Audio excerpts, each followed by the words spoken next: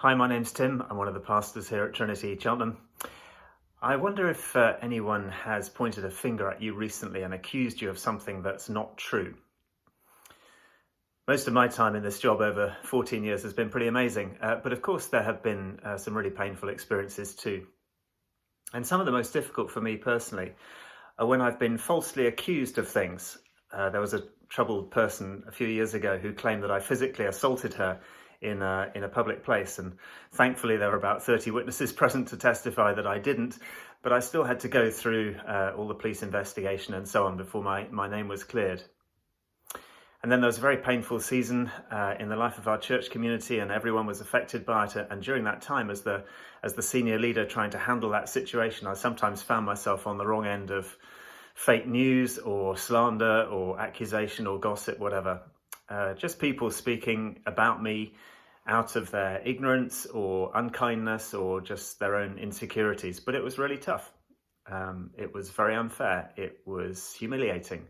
And that sense of being powerless and often with no right of reply or any kind of helpful way to defend myself. I guess pretty much everybody can identify at some level with the pain and the frustration of being accused falsely. But for some people, it's really extreme. Well, in the Bible story of what happened leading up to Easter, there are quite a few times when Jesus appears before a court of the religious or the secular rulers who are clearly looking for a way to silence him because they see his message and his popularity as a threat to their own positions or their security or their authority. And so they throw all kinds of completely false accusations at this totally innocent miracle working teacher from Nazareth. You're this, or you're that, or you're the other. And eventually enough of it sticks to have him convicted and then nailed to a wooden cross and executed. But get this, Jesus never once tries to defend himself or answer his accusers. He could have done.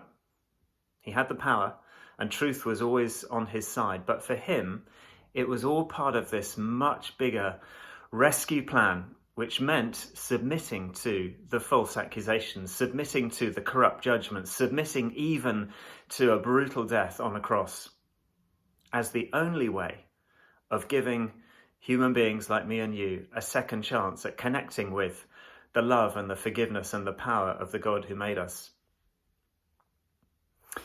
If I was on trial, accused of doing things wrong in my life, of saying wrong things, of thinking wrong things, I'd be found rightly guilty.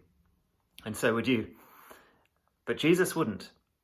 He was entirely perfect. He was falsely accused. But he took the sentence anyway for you and me.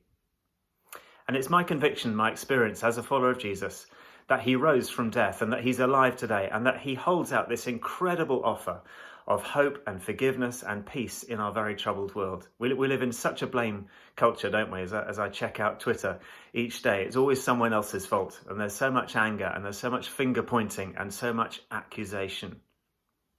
And by the way, we can all play the role of the accuser at times as well, can't we? Not just the accused. Well, what I'm discovering is that Jesus shows me a different way. It's taking me a lifetime to learn it, but he leads me and he enables me to walk in that different way. He's helped me to forgive my accusers, to be free of resentment towards them. His love and his presence and his power are realities in my life. So what if Jesus was pointing his finger at you right now? Not in accusation, but in invitation. How would you respond?